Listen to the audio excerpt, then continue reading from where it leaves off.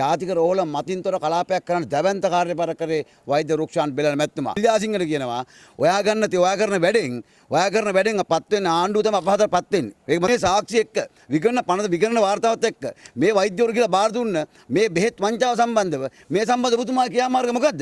ඒ නිසා ඔබතුමාලා කල්මැරීම තුල වෙන්නේ අර මේක පැමිණිලා බාර දීපු මිනිස්සයාගේ වැඩතහනන් එක. මේ ඔයාගේ විශ්‍රාම යන කාලේ හරි ඒ නිසා ඔයා ගෞරවණ විශ්‍රාම යන්න ඔයා මේ වැඩේ මැදිහත් වෙලා වෛද්‍ය රුක්ෂාන් බිලන්ගේ වැඩතහනම් කරොත් අන්න එදාට බලා ගන්න පුළුවන් මේ සිවිල් ව්‍යාපාරය සහ මහ ජනතාව ගන්න ක්‍රියාමාර්ග මොකක්ද කියන එක. ඒ නිසා ඔයාට දැම්ම ඉඳලා වෙන්න වදින වාහනයක් හෝ ඒ වගේම යන තැන් වලට ආරක්ෂිත වාහනයක් හෝ දැම්ම ගෙනත් තියාගන්න. රුක්ෂාන් බෙල්ලන කියන්නේ වෛද්‍ය වෘත්ති කියන්නේ සටන් කරද්දී ඔහු වෙනුවෙන් පෙනී හිටියන්නේ නෙමෙයි. ඔහු පෙනී හිටියේ රෝගීන් වෙනුවෙන්.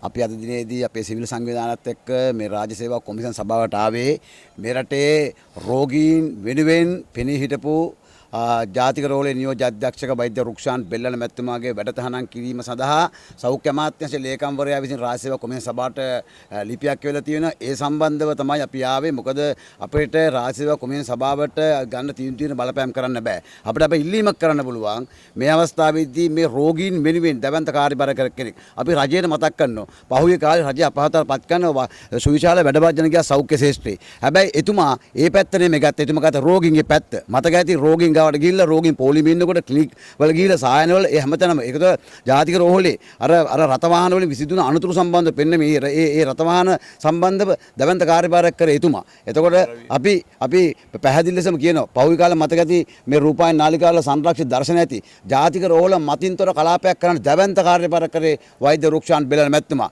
අපි දන්නවා ජාතික රෝහලේ මොකක්ද තත්ත්ව කියන එක. ඒ නිසා මේ වන විට ජාතික රෝහලේ මේ මතින්තර කලාපයක් කිරීමේ මේ මත්ද්‍රව්‍ය ජාවාරම් කරු ටික මේ පිටිපස්ස ඉන්නවා කියන සැකේ තියෙන. ඒ නිසා අපි අනිල් ජාසිංහට එකක් කියනවා. දැන් මේ 60 පැනලා වෙවුල හරි සයිලෙන් මැරිච්ච අප්පුහාමිලා මේ අවුරුදු ගානක් තීත්‍ය හැම ආණ්ඩුවකම මේ තනතුරු දරමින් මෙයාලා මේ කරන්නේ මොකද්ද? අපි අහන ගෝඨාභය රාජපක්ෂ අනිල් ජාසිංහ පැන්නුවේ ඇයි කියන එක. ඒ තොරතුරු අපි ගාව තියෙනවා. ඒ නිසා අපි අනිල් ජාසිංහට කියනවා ඔයා කරන වැඩෙන් පත් වෙන ආණ්ඩුව තමයි අපහසුතාවපත් වෙන්නේ. ඒක මතක තියාගන්න. අපි නලින් ජයසිංහට කියන කරුණා කළා අනිල් ජාසිංහගේ වංචා දූෂණ අල්ලස් කොමිතුවට ගිහින් දුන්නාන් පස්සේ ඒ මිනිස්සුන්ට විරුද්ධව වැඩතහනම් කරන්න කොහොමද කරන්නේ? අපි අල්ලස් කොමිතුවේ රංග දිසානම් අපි කියන කරුණා කළා. ඔබතුමාට මේ පයිල්ල ගැවිලා තියෙන ඔබතුමාගේ ක්‍රියාමාර්ග මොකක්ද කියලා අපි එනවා හිටින්ද බලන්න. ඔබතුමාලා චාමර සම්පත්ද අරයද මේ හැම මෙතියමතුරු ගන්නවා.